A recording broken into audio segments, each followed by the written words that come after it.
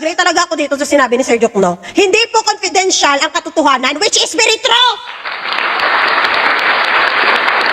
Hindi po tayo ilang araw na yan na sige, buksan ba ang BIR box? Hindi. Bakit ayaw nyo buksan? Di ba nandyan kayo sa loob ng hearing na yan, sa loob ng Senado, sa impeachment trial, para patunayan sa taong bayan ang pagiging transparent nyo at para sa pananagutan, para sa katotohanan. Tinga ayo di puta, hindi nyo papagbuksan ang BIR box.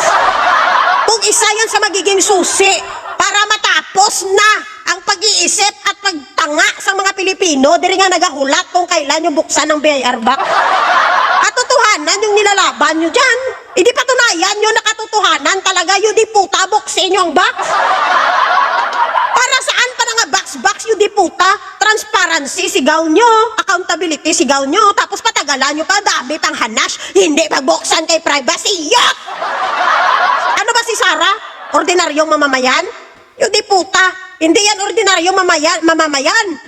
Politisyan yan at bawat Pilipino deserve ng transparency at deserve ng Pilipino ng katotohanan, mga animal.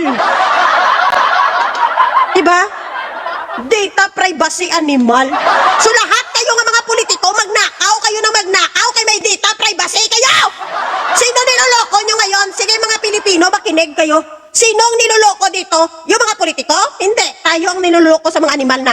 Kung gano'n lang din naman palang may data privacy ang ating mga politician at bawal makita ang kanilang mga bank, magnakaw na kayo.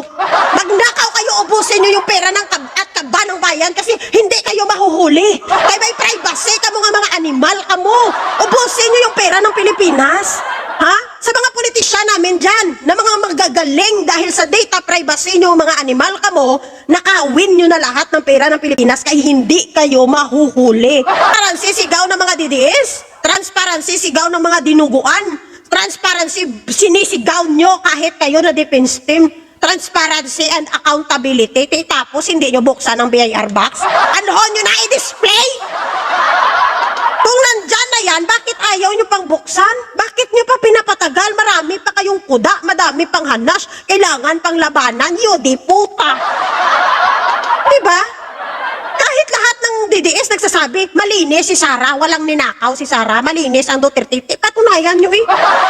Napakasimple ng logic. Pag ikaw sinabihan ka na nagnakaw ka, nilagay mo sa bangko mong pira mo, manahimik ka. Kung wala ka namang ninakaw, yun di puta, warabok si bangko ko. Ipakita ko yung bangko ko, bangko ko lang tawa kung may pira ko da. Tingnan mo nga kung nilagay ko pira mo dyan, tingnan mo. Ganon. So kung wala naman talagang ninakaw itong si Sara, bakit ayaw pang buksan yan? Yun di puta, kung ako kay Sara, kung ako kay Sara Duterte, yun di puta, ako mismo makadto sa korte kag buksin nyo. Yun di puta, bukse. Ibuyag-yag ko yung ibilangkad ko talaga sa inyo lahat para papatunayan ng sarili kung wala ko ninakaw sa bansa ko. Ganon! Hindi ba kayo nagtataka? Hindi ba kayo nag-iisip? Bakit pilit pinipigilan yung yudi puta nga box na? Halin pa na sa House of Representatives, asta na da nagkakalambot na sa Senado, ayaw buksan. Ay nainano ka mo man? O anhon nyo na ang box na? Itago nyo? Souvenir?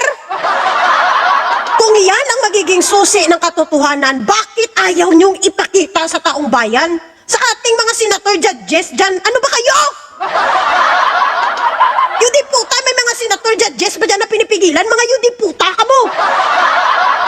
Sa mga senator judges dyan na pumipigil para buksan ang BIR box, animal ka.